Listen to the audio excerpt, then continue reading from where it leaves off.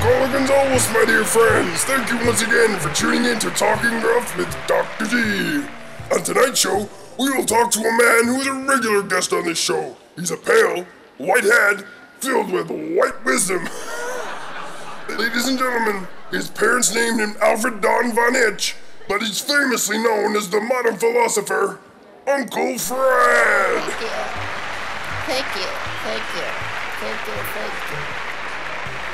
Uncle Fred, welcome once again to Talking Gruff. You're looking a little pale. Would you like a glass of milk?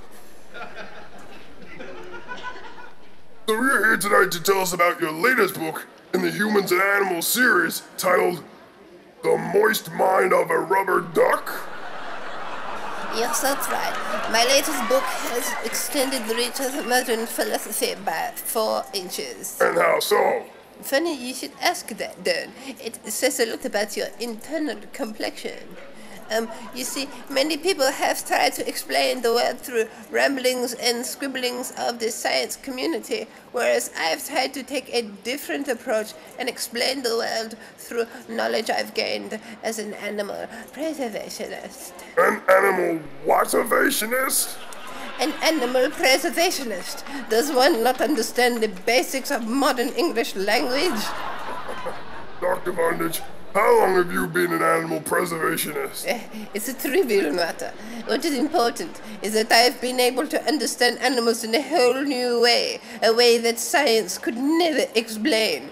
You see, my book is based around the animal, the rubber duck, because of its highly viscous ramblings. It centers its life around one primary purpose: to surface. Uncle Alfred, you're a poet, and you didn't even know you were one. The primary purpose of the rubber duck is to surface. Science has tried to tell us that this is due to the physical structure and buoyancy of the duck. But how can this be true, Don? For all the rubber ducks that are a female. Uncle Alfred, I think you have the meaning of buoyancy slightly wrong. Take the mind of a rubber duck, male or female, and you'll see that the word moist can often be translated to juicy. The mind of a duck has a purpose: to instruct the body to surface. The juicy literal meaning comes from the element of moisture within a round fruit or caper. The understanding is that the fictitious membranes within the fruit resemble the highly sophisticated mind and structure of a rubber duck, and hence hold the direct ability to surface. This is why apples will always make their way to this surface. You see, Don, this is how the world works. We take an apple, we eat it. We kill it. It no longer floats, let alone desires to resurface.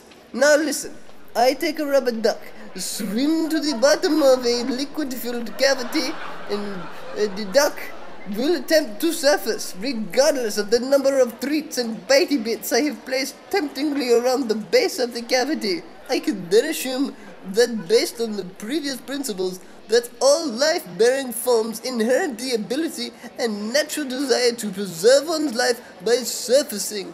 This is built into every living and conscious being, and I am clearly the first to discover this. Alright, well you can read all about the natural desires of fruit in Uncle Alfred's brand new book, The Moist Mind of a Rubber Duck, which is available online for a special low price of $14.